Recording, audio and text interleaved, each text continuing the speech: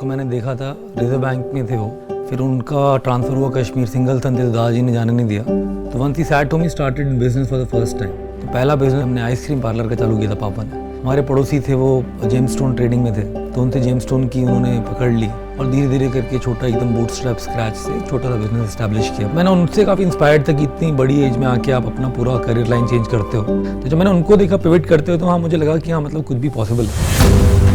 जब मैं आया था एकदम पहला एक्सपीरियंस ही होता है, आप फर्स्ट पिच लेते हो, you are figuring out things कि क्या बोलना है rather, right. What to find its level होता है ना। ऐसे मैं जब शुरू में आया था तो at times felt singled out. What we bring to table is more important, right? Yeah. Right. One car selling company. Technology चाहिए होगी अपने को काफी, वो तो ये पीयूष दे देगा और मार्केटिंग चाहिए होगी, वो मैं दे दूंगा। Namita had been very helpful in explaining a lot of things on how the dynamics work here. ये आप 32 लाख अगर 11% पे दोगे ना इंटरेस्ट पे तो डील हो जाएगी। 11%, सही बोला। अनुपम के साथ भी काफ़ी बैठा था मैं।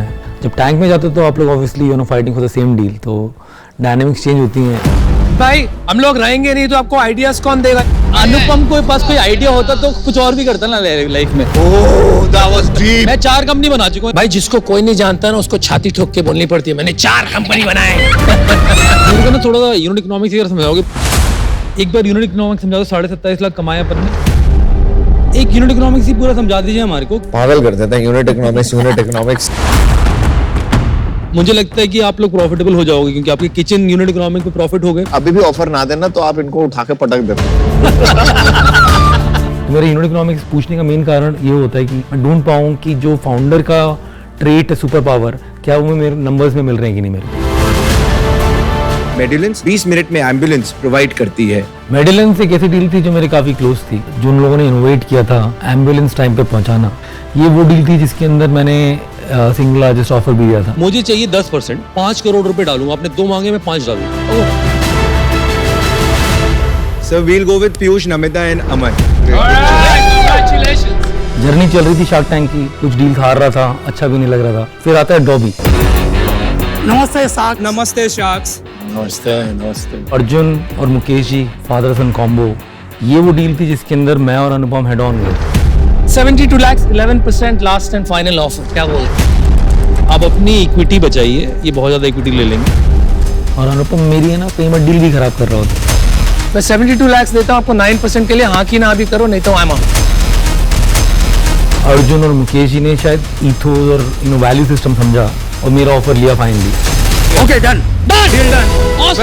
Well done. ये डील वो डील थी जिसके अंदर मेरा पहला बड़ा विन था अनुपम के अगेंस्ट। मैं एक नया शार्क था तो ऑब्वियसली क्या लोग मेरे को जानते भी नहीं थे, तो कहीं ना कहीं एक बड़ी अच्छी एक विनिंग फीलिंग हो जिसे कहते हैं। सहायता वर्ल्ड्स फर्स्ट व्हीलचेयर है जिसमें डेफिकेशन क्लेंजिंग असिस्टेंस है। सहायता में श्रुति थी, कहीं ना कहीं उसके अंदर भी एक सुपर पावर दिखी।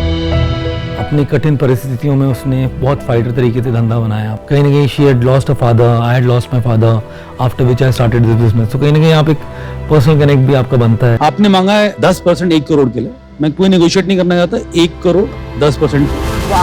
डील पक्की। जब मैं ऐसी डील्स के अंदर जाता हूँ तो मुझे बहुत दिल से खुशी होती है क्योंकि मैं एक भारत के ग्रास रूट पे सपोर्ट देता हूँ।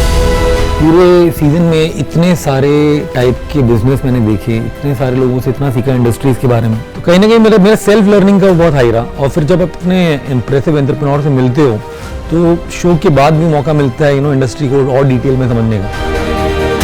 एंटरप्रेन्योर्स की तो मदद हो ही रही होगी, साथ में जो व्यूअर्स हैं जो एंटरप्रेन्योर बनना चाहते हैं उनको नए नए प्रकार के आइडिया और नए नए प्रकार की इंसाइट्स मिलने वाले।